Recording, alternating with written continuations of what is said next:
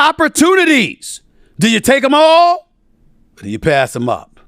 What the hell am I talking about? Well, damn it, don't turn the dial. Stick around. I'll tell you. The Stephen A. Smith Show coming your way right now.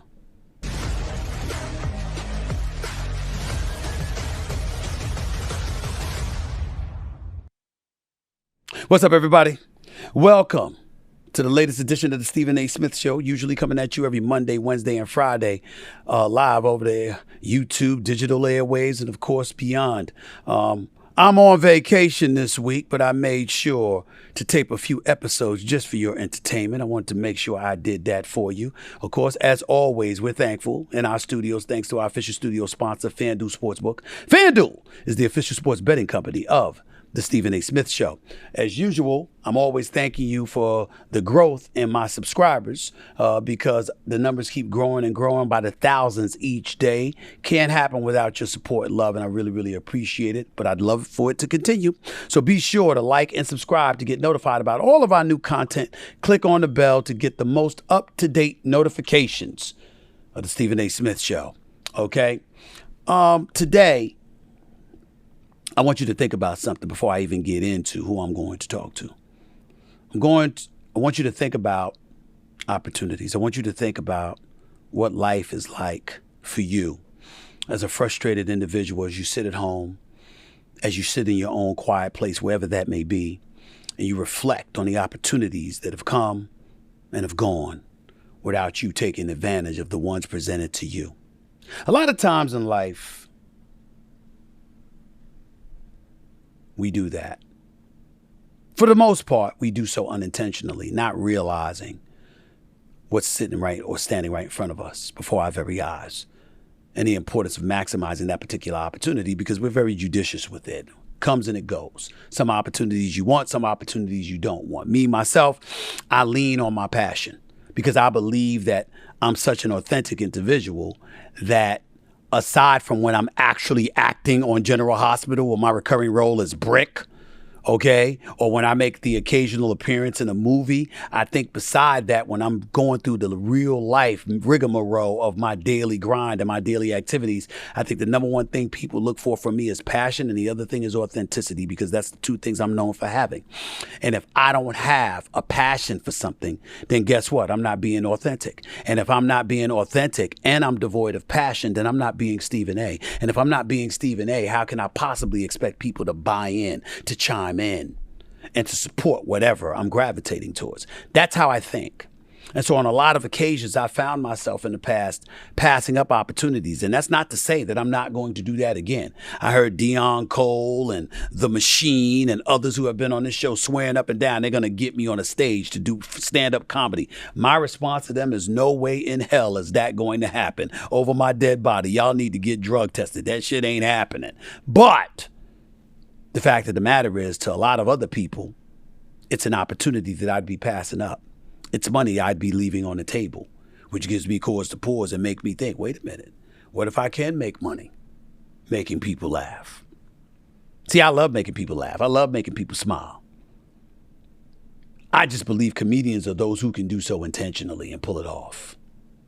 Me, I think when it happens for me, it's by accident. I don't think I'm a naturally funny guy. Other people believe that. Fine, I can be naturally funny. But the second I think that I'm going on stage to make you laugh, I think I'm going to get booed. I used to think that way about reality TV. I used to think that way about shows like The Bachelor or The Bachelorette and stuff like that. What the hell I want with stuff like that? Well, there was somebody that was presented that opportunity. He was actually a professional football player at the time he was presented that opportunity. And instead of saying, there's no way in hell am I interested in doing this, this is fool's gold, what the hell am I thinking about? Instead, he said, why not? It was because it was before reality TV took fold. It was before it took the television world and the entertainment industry by storm. It was before it became household content people clamored for and was looking for. With 18 and 19 million viewers at times for season finales and stuff like that. Jesse Palmer didn't think about walking away from the opportunity. He thought about what it would be like to embrace it. He was a football player after all. Played football at the University of Florida. Came into the NFL and spent 5 years there. Had a life beyond football to think about. And wondered aloud, what the hell was he going to do with his life? Didn't know anything about reality TV. Didn't know anything much about the entertainment industry. Didn't know what the opportunity would materialize into. And yet here he is, hosting the 20th season of The Bachelorette, a former bachelor himself. How did that happen? What did he learn from it? What words of wisdom can he impart upon all of us about grabbing opportunities when they come before him or before you? Recognizing, seeing through the forest from the trees and recognizing what it could materialize into. Or even just doing it without knowing what it could materialize into. Why bother? Why waste your time? He showed it wasn't a waste of time at all. Lessons taught. Lessons learned. Jesse Palmer, up next with Stephen A. I'm about to talk to the Bachelorette, or the star who'll be working alongside the Bachelorette. He is Jesse Palmer. He's up next with yours truly, right here on the Stephen A. Smith Show in a minute. Take your first swing at betting MLB on FanDuel and get 10 times your first bet amount in bonus bets, up to $200. That's right. Just bet $20 and you'll land $200 in bonus bets, win or lose. Talk about a great way to get into baseball, which, by the way, is more exciting than ever. Choose a team to win with a simple moneyline wager or get a little more adventurous, like betting on a certain player who you think is going to be the first home run. That is how you get into every at-bat in the game, ladies and gentlemen. Trust me, I see what sports fans are doing. Betting on baseball is all the rage right now. All on an app that's safe, secure, and super easy to use. Plus, when you win, you can get paid instantly. There's no better place to bet on MLB than FanDuel, America's #1 sportsbook. So, sign up today and visit FanDuel.com/SAS to get up to $200 in bonus bets. That's FanDuel.com/SAS. FanDuel, official partner of Major League Baseball. 21 plus in select states. First online real money wager only. $10 deposit required. Refund issued as now withdrawable bonus bets that expire 7 days after receipt. Restrictions apply. See full terms at FanDuel.com/sportsbook. FanDuel is offering online sports wagering in Kansas under an agreement with Kansas Star Casino LLC. Gambling problem? Call 1-800-GAMBLER or visit FanDuel.com/RG in Colorado, Iowa, Michigan, New Jersey, Ohio, Pennsylvania, Illinois, Tennessee, and Virginia. 1-800-NEXT-STEP or text NEXT-STEP to 53342 in Arizona. 1-888-789-7777 or visit ccpg.org/chat in Connecticut. 1-800-9-WITH-IT in Indiana. 1-800-522-4700 or visit ksgamblinghelp.com in Kansas. 1-877-770-STOP in Louisiana. gamblinghelplinema.org or call 800-327-5050 for 24/7 support in Massachusetts. Visit mdgamblinghelp.org in Maryland. 1-877-8-HOPE-NY or text HOPE-NY to 467-369 in New York. 1-800-522-4700 in Wyoming or visit 1-800-GAMBLER.net in West Virginia. It's the summer, but that doesn't mean you can just slack off. In fact, this is the time to get ahead if you're hiring. While others are kicking back and relaxing, you could be finding your next amazing teammate. So if you're hiring, lean on Indeed to build your team. There's no I in team, but there is an Indeed, and they'll build up that team fast. That's because they're the hiring platform where you can attract, interview, and hire all in one place with powerful tools to help you do it all. And summer moves fast, so Indeed does too. They get you one step closer to immediately hiring your new colleagues by matching you with quality candidates instantly. That's why more than 3 million businesses rely on the power of Indeed. Start hiring now with a $75 sponsored job credit to upgrade your job post at Indeed.com/SAS. Offer good for a limited time. Claim your $75 credit now at Indeed.com/SAS. Just go to Indeed.com/SAS and support the show by saying you heard about it on this podcast. Indeed.com/SAS. Terms and conditions apply. Need to hire?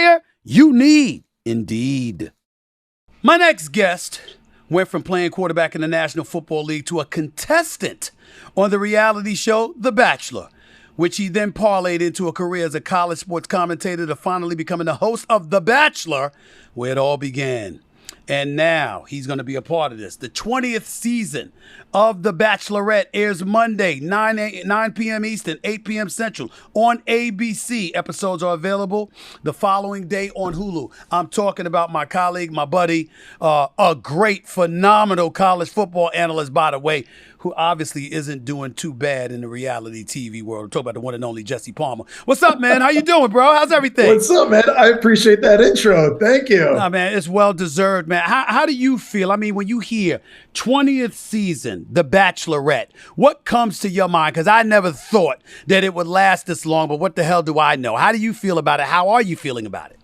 I feel old. That's how I feel, because I was on season 5 of The Bachelor. So, I mean, it's come a long way, Right. man. It's Bachelor Nation, the fandom around the show is just so big. It's like a rabid football fan base. And with the advent of social media, it's all just climbed and grown so much into this living organism, what it is now. And it's just cool to still be a part of it. It's like a full circle moment. I think about it, and you were once a contestant on The Bachelor. Could you mind explaining to me why somebody, I mean, obviously you make people like me look ugly. Everybody knows how handsome you are. You know what I'm saying? I know you got your wife and family and all of that stuff. How in the hell did you end up going on The Bachelor? Why were you a contestant? It's not like you needed help, Jesse. How did that happen? First off, I have great lighting and makeup. So that's a given, number one. Right. The question you just asked is the question that all of my teammates on the New York Giants back in 2004 were asking me as well. First off, what is reality TV? Because it was new back then. Right.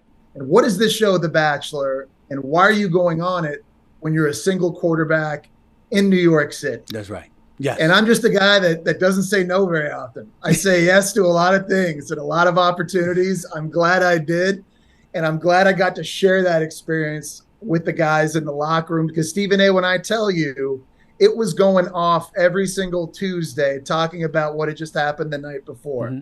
And we had viewing parties on the team. So it was all preemptive strike strategy. I had all the guys right in front of me when it was happening, live and in time. And we still laugh about it today. Did you really want that woman? I mean, as a contestant, did you really? Because I find it very difficult to believe that all the contestants want this one girl. Oh, they want her so badly. They want. Did you really want her?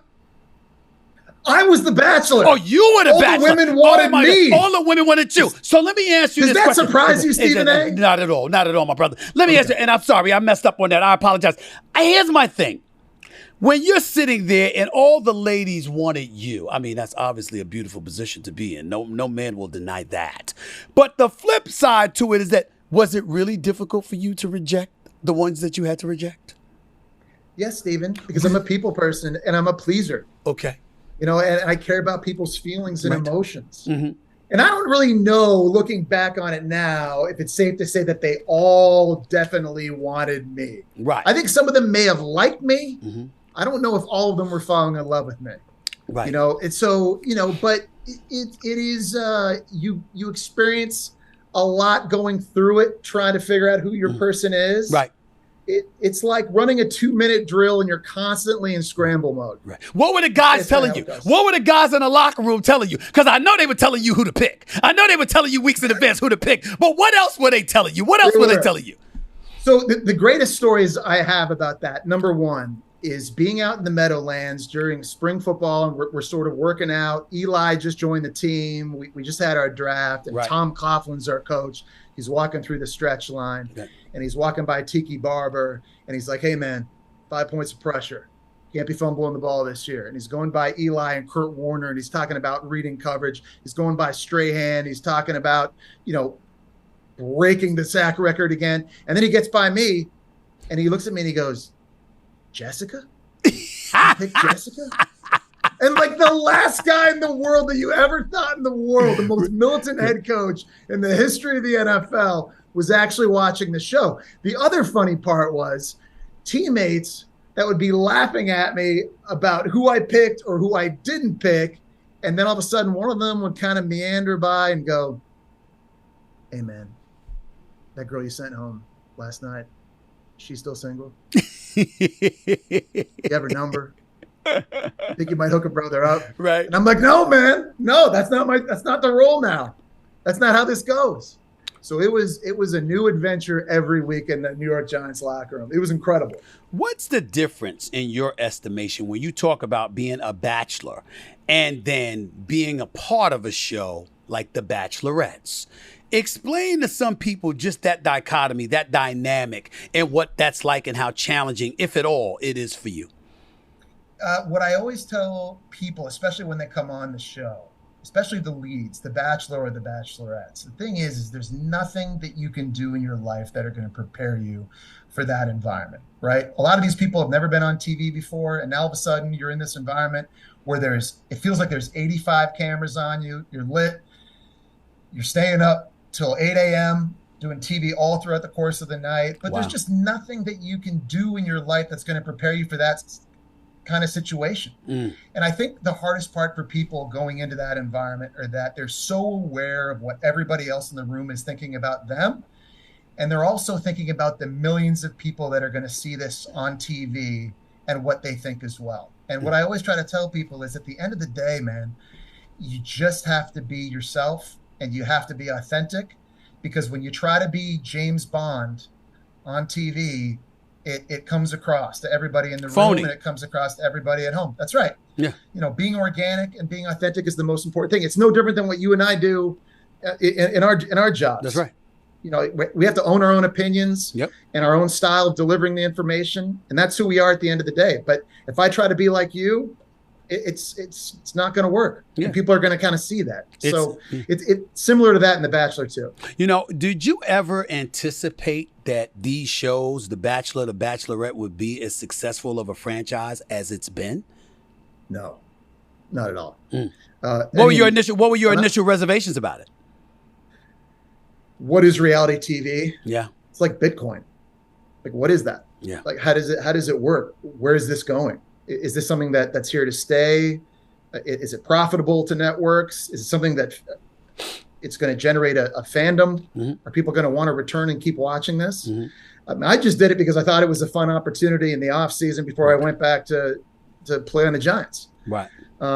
But it's grown by leaps and bounds. And I think as a show, we were just figuring it out as we were going. Mm-hmm. And the show has changed over the years. It's been 20 years since I did it. I mean, dating myself, but yes. It's changing a lot. And as you know, reality TV has sort of changed the TV landscape. Right. And now with streaming, viewer behavior and podcasts and social media, it's all just continues to grow and grow. And how do you feel about the changing landscape of the whole media industry when we think about podcasts, when we think about reality TV, when you've seen actors, actresses complaining about reality TV because it takes jobs away from them in the scripted world and stuff like that.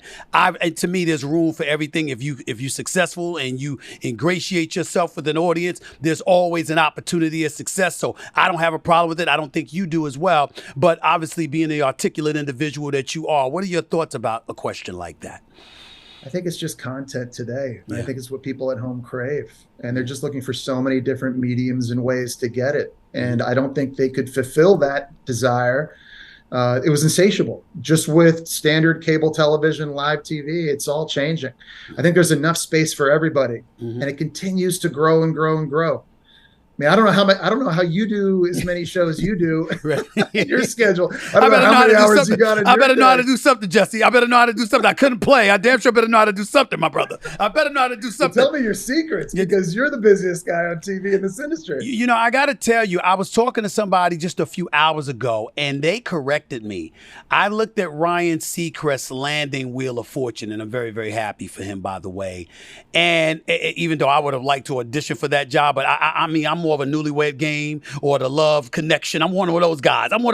Not the Bachelor or the Bachelorette. I wouldn't do that. But the Newlywed Game, the Love Connection, that kind of thing, that's just me.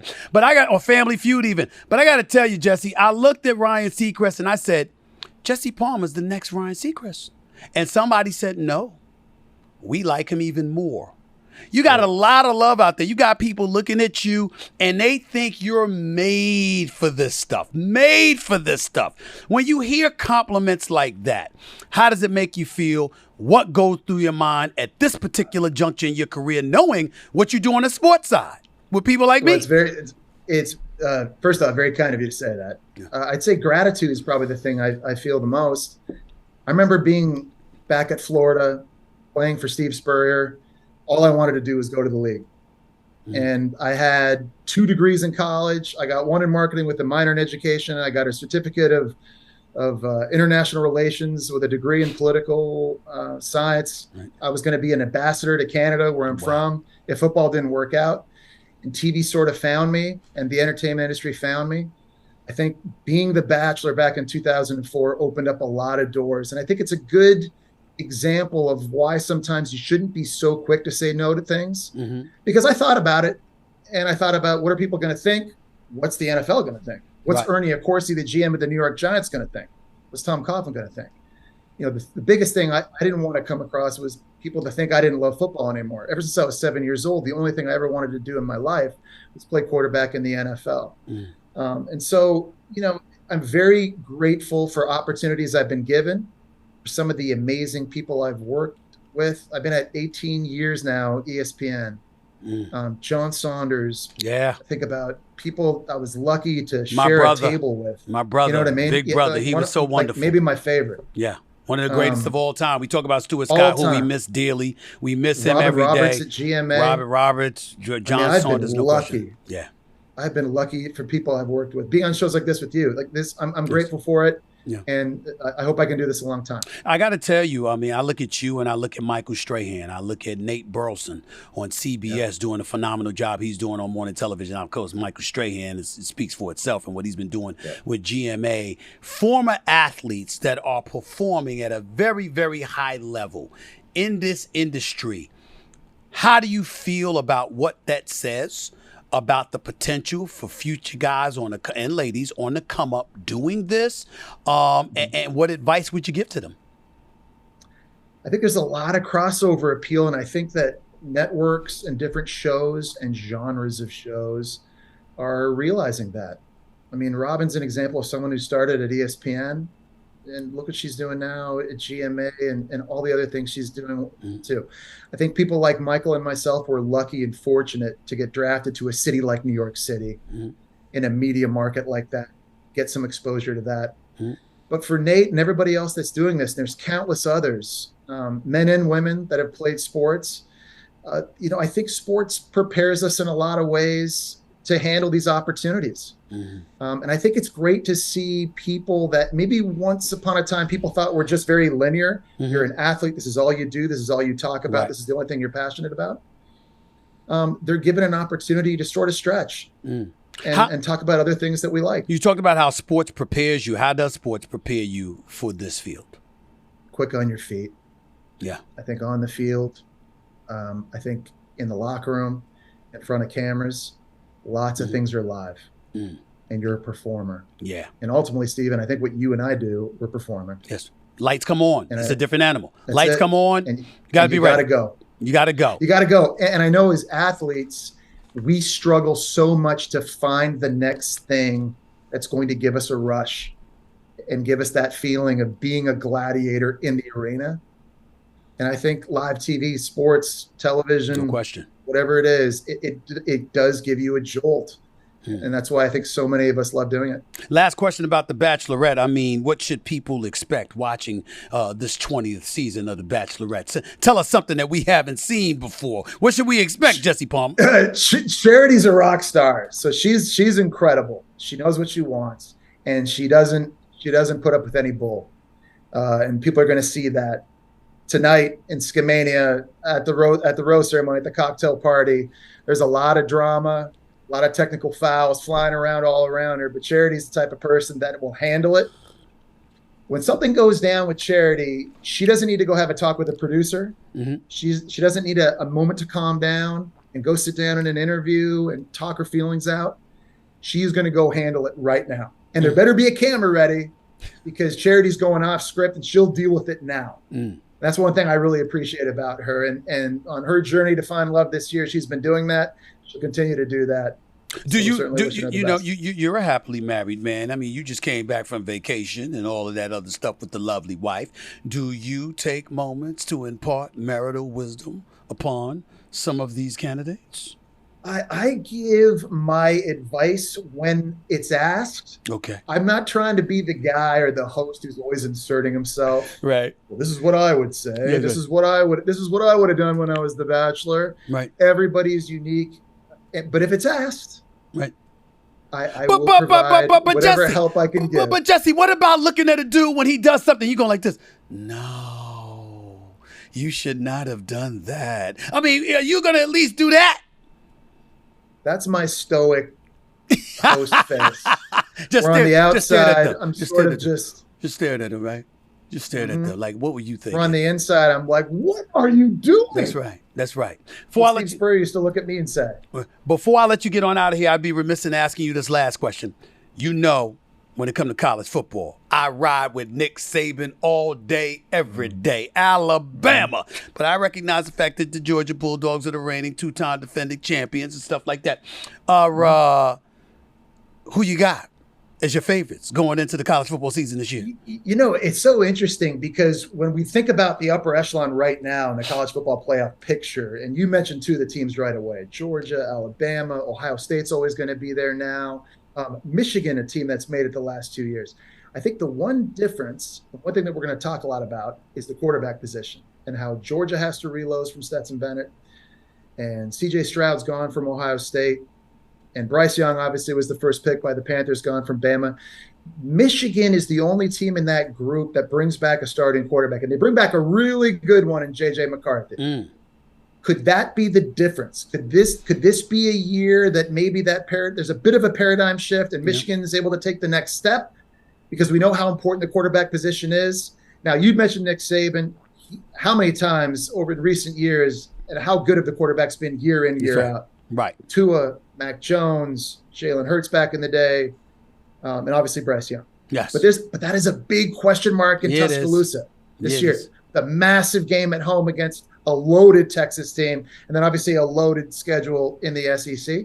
There's a lot of question marks, more question marks, I would argue, this year amongst the elite teams than maybe we've had in recent years. Last question. Deion Sanders, obviously we wish him nothing but the best in terms of his health because we know he's had some challenges, but he's the new coach at Colorado, who I think was like the Buffaloes, 1-11 last year. Anything to expect? I'm not talking about national championship or anything like that his first year, but is there anything to expect from Colorado in the Pac-12 this year? You know, I think Colorado fans would tell you, first off, I think if you just watch the product on the film this year, on the field, you're going to see a much improved product. To your point, are they going to win a national championship? Are they going to win the Pac-12? Probably not. But because of who he's hired on his staff, who he's brought in from a recruiting standpoint, from the portal, I mean, this is a much more talented team. I'm excited to see just how much more competitive they're going to be. I know they're going to close the gap a lot.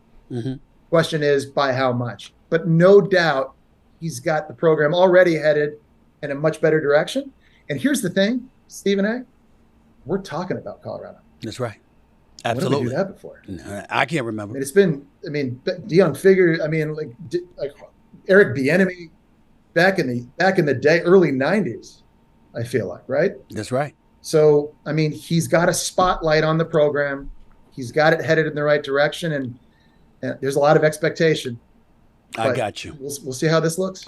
The host of The Bachelorette, Season 20, ABC, Mondays, 9 p.m. Eastern, 8 p.m. Central on ABC, the one and only Jesse Palmer, my brother. It's always good to see you. So happy for you, so proud of you, my man. Keep doing the great work that you've been doing. I look forward to seeing you, especially during the college football season. And I will be watching The Bachelorette. I will be watching it. I want to see it. Attaboy.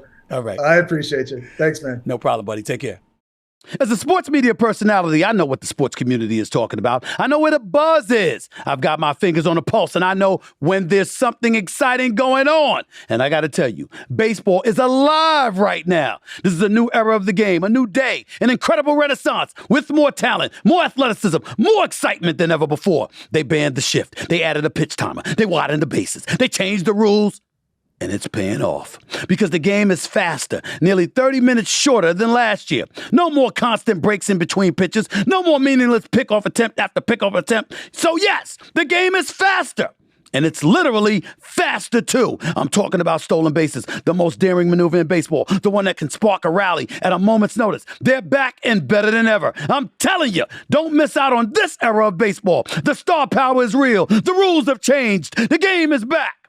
Visit any ballpark or go to MLB.com, and you'll see what everyone is talking about. When it comes to travel, we all have a happy place. Think about it, y'all. Sun, sand, mountains, forests, 5-star hotels, and beachside bungalows. My summer happy place is traveling from city to city, going to big events, and interacting with my favorite people on the planet, all of you, of course. And Priceline wants to get me, you, everybody where we want to be. They want to help us travel to our happy places for a happy price this summer with deals that you can't miss. Priceline can save you up to 60% on select hotels, 50% off flights, and 40% off car rentals. Plus, they have an amazing bundle and save feature. So when you book a flight to wherever you're going this summer and book a hotel as part of that whole package because you need somewhere to stay, you're going to save. And save, and save. At a rental car, you'll save even more, up to $600. See why millions of people trust Priceline with getting them to their happy price. Visit Priceline.com to go to your happy price this summer. Man, oh man, really, really appreciate that conversation with Jesse Palmer. Great guy, by the way. Outstanding college football analyst. That's where I know him from, okay? I'm going to watch The Bachelorette. I ain't lying about that. Because I want to see how he maneuvers his way through that terrain, hosting that particular show in this particular season with that particular Bachelorette. Well, let's find out. But I want to give props where props is due to the sport commentator that is Jesse Palmer. Outstanding college football analyst, knows his stuff. I can tell you that, backwards and forwards. He's really, really great at what he does. He's going to be around for a long time, in case y'all didn't notice. Congrats to Jesse Palmer. Congrats to The Bachelorette in its entering its 20th season. Wishing them all the best. Remember, it airs on ABC, 9 p.m. Eastern, 8 p.m. Central. Make sure to check it out. All right? Until then, I'm signing off. This is the Stephen A. Smith Show. And by the way, don't forget, we're here in studio thanks to our official studio sponsor, FanDuel Sportsbook. FanDuel is the official sports betting company of the Stephen A. Smith Show. And make sure to like and subscribe to get notified about all of our new content. Just click on the bell to get the most up-to-date notifications. And you, too, will continue to follow the Stephen A. Smith Show. Until a later date, ladies and gentlemen, take care of yourself. Peace and love. Be safe.